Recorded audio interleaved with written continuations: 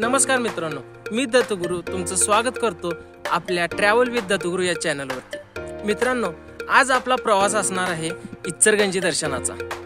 नमस्कार मित्रांनो, आज आपण अशा शहरात आलोय ज्याला महाराष्ट्राचे मँचेस्टर म्हटले जाते आणि वस्त्रनगरी असं सुद्धा म्हटले जाते। तर आपण सगळ्यात पहिल्यांदा आलो आहे छत्रपती शिवाजी महाराज यांच्या पुतळ्याजवळ। महाराजांच्या पुतळ्याची स्थापना 12 ऑक्टोबर 1967 रोजी झाली। परत इथं काही बदल घडवून महाराजांच्या पुतळ्याचे परत उद्घाटन 15 ऑक्टोबर 2021 रोजी करण्यात आलं।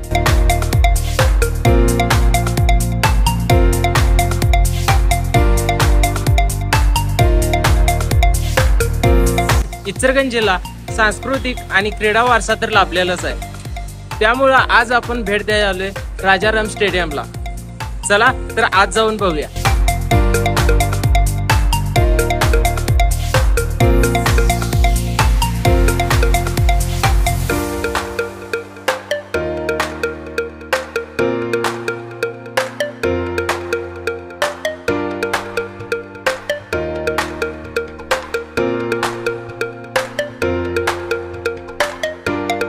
इचलकरंजीत फिरण्यासाठी लय ठिकाण आहे, पण इचलकरंजीकरांना आवडणारे ठिकाण म्हणजे ही राणीबाग।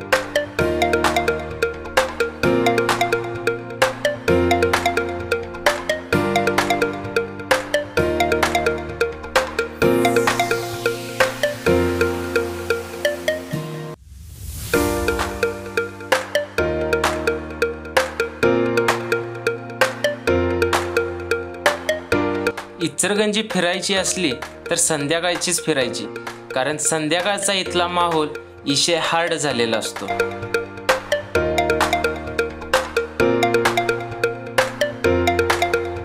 मित्रांनो, आपण आता इचलकरंजीतल्या आणि एका बागेत आले जिचं नाव आहे सुंदर बाग। चला तर आत बघूया सुंदर बाग कशी आहे।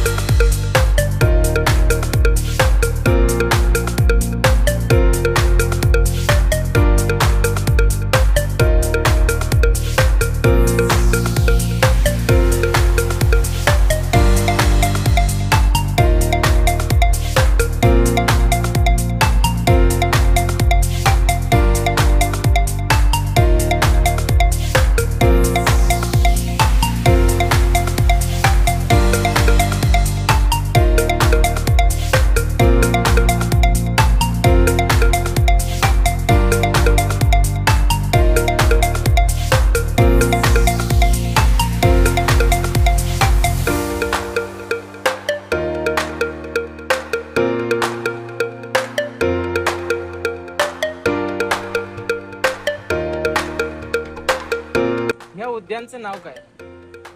महात्मा गांधी उद्यान। आणि आता सुंदर बाग पण म्हणतात, म्हणजे बाग नंतर झालं त्याचं, आधी महात्मा गांधी उद्यान असं होतं। महात्मा गांधी उद्यान ही बाग इचलकरंजीत अनेक बाग आहे, मग पहिली कुठली? ती बाग राणीबाग पहिली का ही बाग पहिली? पहिली बाग सुंदर बाग। सुंदर बाग ही कधी स्थापन झाली? मला वाटतं की 70च्या अगोदरची बाग आहे, 70 वर्षापूर्वीची अगोदरची बाग आहे। ज्यावेळी घोरपडे सरकारने ते स्थापन केली। दादा, ही बाग घोरपडे सरकारांच्या काळातली बाग आहे, मग इथं त्या काळातली अशी इमारत किंवा वास्तू काय आहे का? पूर्वीच्या काळात ज्यावेळी बगीचा सुरू झाला सुरुवात घोरपडे सरकारच्या काळात हा त्यावेळी ही पहिली बाग इचलकरंजीची ही पहिली बाग. हा त्या काळात मी सुरू झाला त्यावेळेचा आमचा जन्म नव्हता. हा आम्हाला जितपत माहिती आहे की बाबा ही जुनी बाल अंगणवाडी मागची इमारत जुनी अंगणवाडी अंगणवाडी आहे. त्या पूर्वीच्या काळात ही जुनी अंगणवाडी ही महात्मा गांधींचा पुतळा त्या काळात बसलेला आहे पुतळा. हा पुतळा पण त्या काळातलाच आहे का? हो. त्याच्या विक्रीया या इमारती हे साईडची MSCB वगैरे पोलीस स्टेशन पुरवठा कार्यालय त्या जुन्या इमारत म्हणजे सुंदरबागेच्या साईडला असणारे ज्या इमारती आहेत त्या घोरपडे सरकारांच्या काळातल्या इमारती. आता बागेत आले म्हटल्यावर खायला तर लागणारच. तर मित्रांनो, खाण्यासाठी बागेच्या बाहेरच्या बाजूला वेगवेगळ्या प्रकारचे खाद्यप्रकार मिळतात.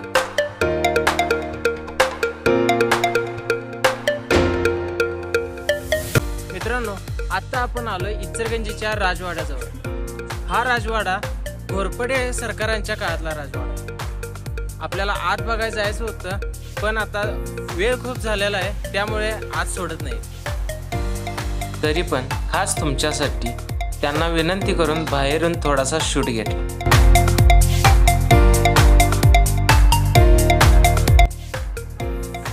आजचा हा प्रवास आपला इथंच संपत आहे आणि आपल्या पुढच्या ट्रॅव्हलिंगचा व्हिडिओ बघण्यासाठी आपल्या चॅनलला सबस्क्राईब करा.